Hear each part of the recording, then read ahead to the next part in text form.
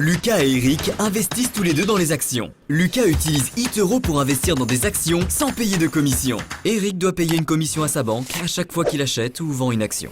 Lucas utilise CopyTrader pour reproduire les portefeuilles des meilleurs investisseurs en temps réel. Eric reçoit des conseils d'investissement de la part de son cousin Paul. Disque laser. Alors, comment se fait-il que Eric soit un aussi bon investisseur que Lucas? Il ne l'est pas, parce que Lucas utilise eToro et Eric ne le fait pas. Téléchargez eToro et investissez dans des actions sans payer de commission.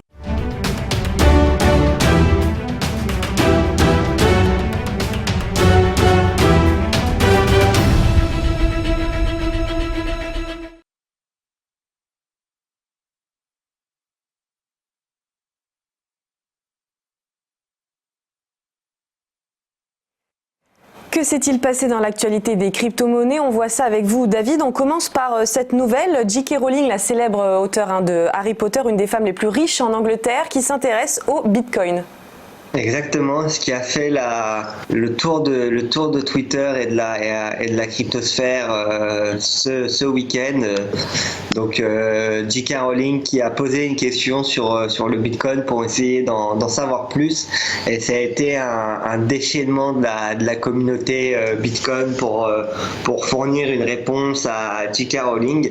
Donc là par exemple on peut voir sur le slide une réponse assez intéressante de Bitcoin, de la page justement Bitcoin sur Twitter, qui répondait que les sorciers avaient toujours besoin de faire confiance à Gringotts Banks, alors qu'avec Bitcoin c'était justement l'une des solutions. Et la plupart des personnes et des figures importantes de l'écosystème crypto a essayé de répondre à J.K. Rowling. Il y a même Elon Musk qui est intervenu en expliquant que lui détenait encore 0,25 Bitcoin, et donc ça a fait beaucoup parler sur la toile cette semaine.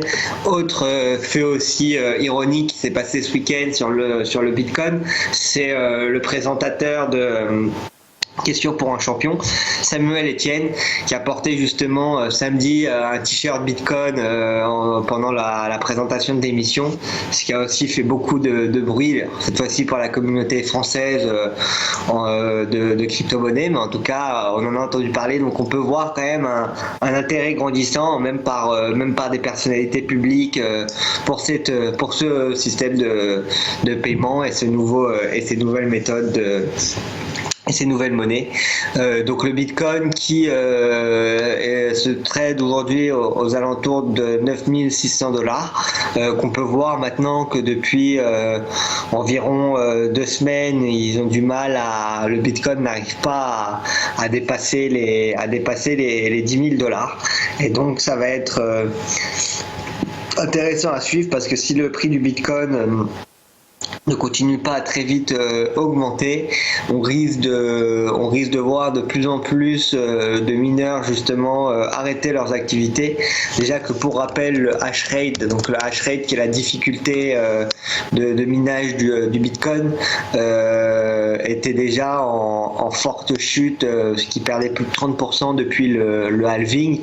Et en général, un hash rate, plus il est élevé, plus c'est-à-dire que la difficulté est élevée, donc plus il y a de mineurs en fait connectés au réseau, et moins la difficulté, enfin plus la difficulté baisse, et moins, cela signifie que moins il y a de mineurs qui sont connectés au réseau. Donc ça va être assez intéressant de suivre et de voir si les cours justement arrivent de se reprendre et arrivent cette fois-ci à dépasser les 10 000 $ une bonne fois pour toutes. En tout cas, on peut voir qu'en analyse technique, les indicateurs techniques nous conseillent pour le moment de conserver, avec 62% des indicateurs qui conseillent de conserver et 38 qui sont à l'achat. Donc ça reste quand même une tendance assez positive sur le Bitcoin, qui pourrait pourquoi pas se reprendre là vers les 9005 aujourd'hui, pour repartir vers les 10 000.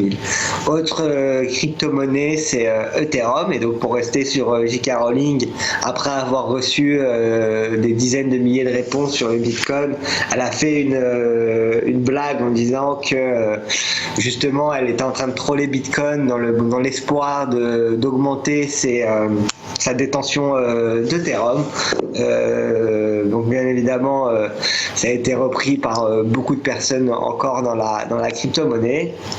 et le prix de l'Ethereum qui continue justement sur sa lancée, qui dépasse les 200 dollars aujourd'hui à 209 dollars, qui est sur une tendance haussière depuis le 14 mars environ, et on est toujours en hausse, notamment avec l'arrivée de la version 2 d'Ethereum qui devrait arriver à partir de juillet 2020 s'il n'y a pas de retard. Donc ça risque d'être assez intéressant à suivre, surtout que pour information, Ethereum a annoncé Reddit, qui est un réseau social, a annoncé cette semaine la création justement de tokens pour ses clients, de jetons basés sur la blockchain Ethereum. Donc ça pourrait être assez intéressant à suivre, mais encore un cas concret pour l'Ethereum et une plateforme avec plusieurs millions d'utilisateurs qui s'en servent.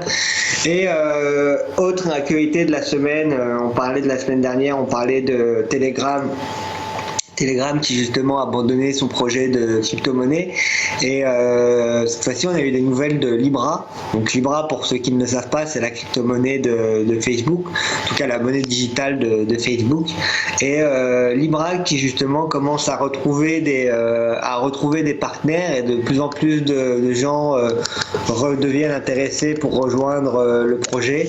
Ça a été notamment le cas d'un fonds souverain singapourien qui s'appelle Temasek, qui est une grosse société, parce qu'il gère plusieurs milliards de dollars. Donc il gère exactement 313 milliards de dollars singapouriens, donc c'est quand même pas rien. Et d'autres sociétés ont aussi rejoint le projet. Donc ça commence à être un regain d'intérêt, en tout cas par certains partenaires financiers. On peut notamment citer d'autres partenaires qui avaient quitté un peu plus tôt, et justement là c'est en train de leur donner un second souffle. Donc ce sera intéressant aussi de suivre pour voir comment Libra va se développer, surtout qu'ils viennent de nommer aussi à leur tête de la Libra Foundation l'ancien directeur de la compliance de chez HSBC, ce qui montre l'envie de Libra de se développer en accord avec la réglementation.